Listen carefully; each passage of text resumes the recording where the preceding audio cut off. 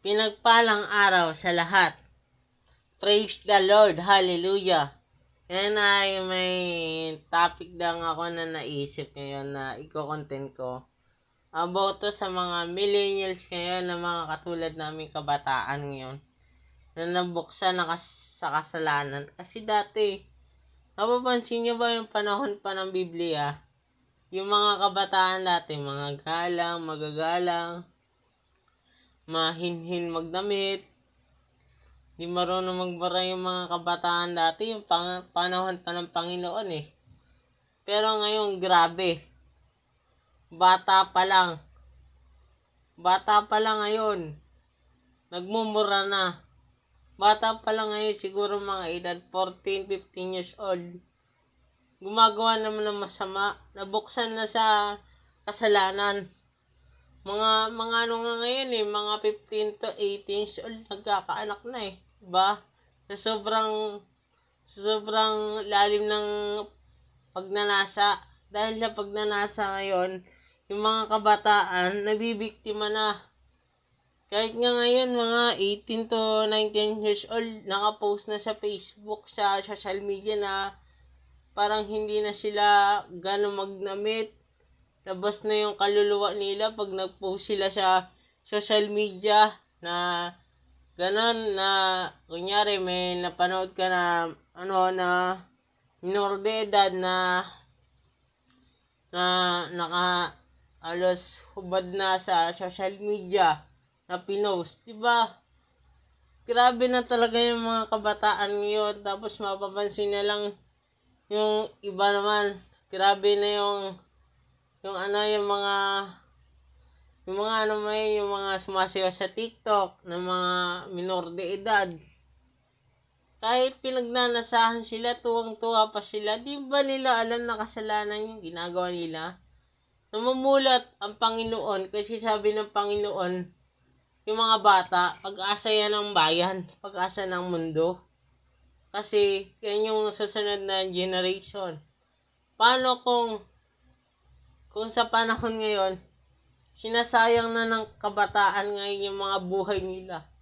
Ako dati, grabe yung kasalanan na nagawa ko.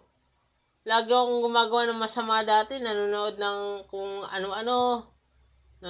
Aaminin ko na, nanonood ako dati ng pornografiya, gumagawa ako ng masama. Tapos nabuksan sa kasalanan, pero binago ako ng Diyos. Ganun talaga. Pag once kasi si Jesucristo pinapasok mo sa katawan mo, talagang babaguhin yung buhay mo eh. Promise yan, tested ko na yan. Ang Panginoong Diyos lang ang nag-iisang purihin mo sa taas. At sa tulong niya, kaya kanyang baguhin. Kaya kanyang ituwid. Sa Panginoon lang. Kasi ang pag-asa natin ang Panginoong Jesucristo eh. Bakit yung mga kabataan ngayon, imbis na inatupag, na gumawa sila ng kabutihan para sa ating Diyos? Bakit yung mga kabataan ngayon, puro payabangan na lang, puro mga bisyo na lang inatupag, inom ng alak, panigarilyo, diba? Kasi, alam nyo ba kung bakit namunga yan sa mga kabataan ngayon? Dahil sa internet. Yun talaga internet yung kasi yung internet, saan magaling yung internet na yan? Wala naman nakasulat sa Biblia na ito mag-social media ka. Gamitin mo yung social media, i-share mo ang word of God. Yun lang ang masasabi ko sa iyo, huwag ka mag-social media sa walang katuturan. Diba? Dahil yung mundo na to, para saan pa na ginawa ka ng Diyos kung gagawa ka ng masama?